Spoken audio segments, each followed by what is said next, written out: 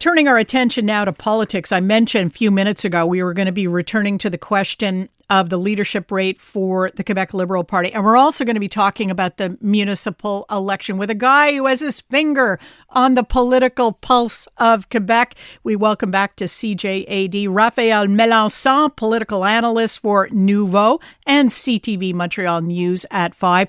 He's also the president and founder of Trafalgar Strategies. Hi, Raphaël. Good afternoon, Trudie. Happy New Year. Happy New Year to you, too. Will it be a Happy New Year for the Quebec Liberal Party? Well, we certainly hope for them, but it's one thing for sure, though, it's not going to be a very Happy New Year for Justin Trudeau so far. It doesn't look like his path is very smooth at all, what with all the indicators coming from within his own party that his departure should be imminent. Exactly. So exactly, and we hear some information about right now some MPs who are looking into the statuses, the rules of the Liberal Party to see how they could get rid of him right now. So it's quite interesting to see how it goes. But for the Liberals in Quebec, it's completely different. They're looking for a new leader right now. So as for Justin Trudeau, I mean, right now in Ottawa, it seems like he's the only one who doesn't know yet he's done. And to me, it's quite clear that he's a dead man walking in Ottawa. He's a very weak leader, and everybody wants him out. His own party wants him out. So far, his MPs, his members of his caucus, have been very polite. They haven't.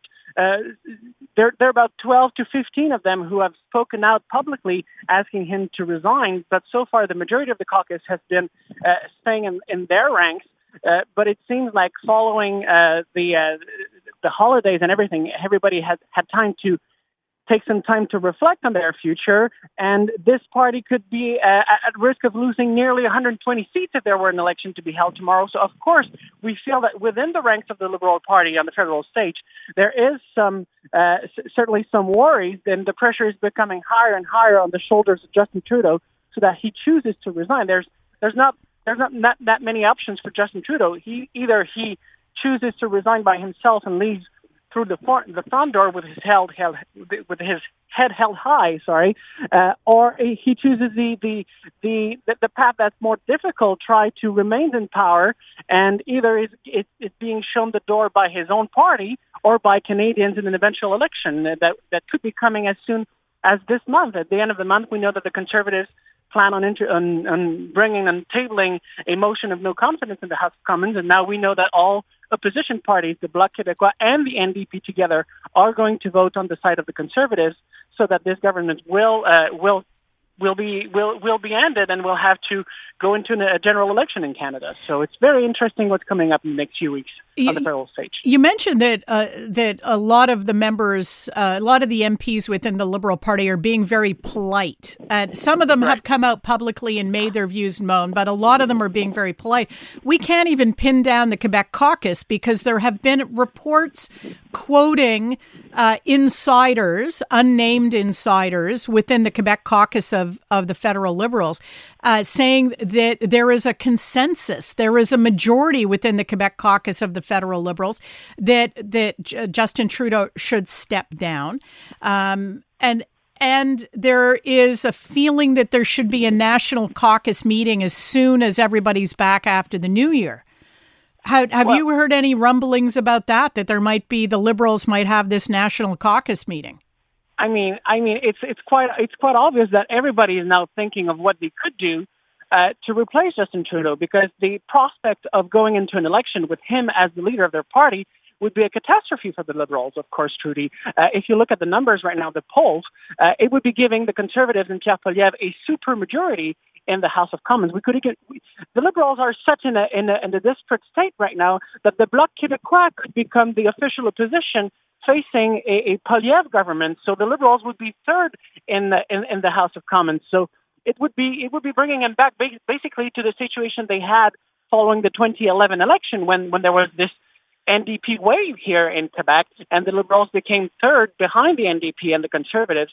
So it's a prospect that everybody wants to avoid, and they're trying to find solutions.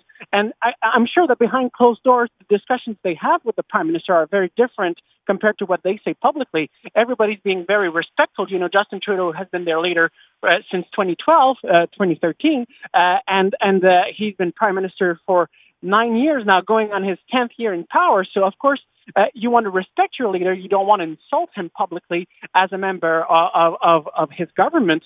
But at the same time, discussions that they have internally are certainly different.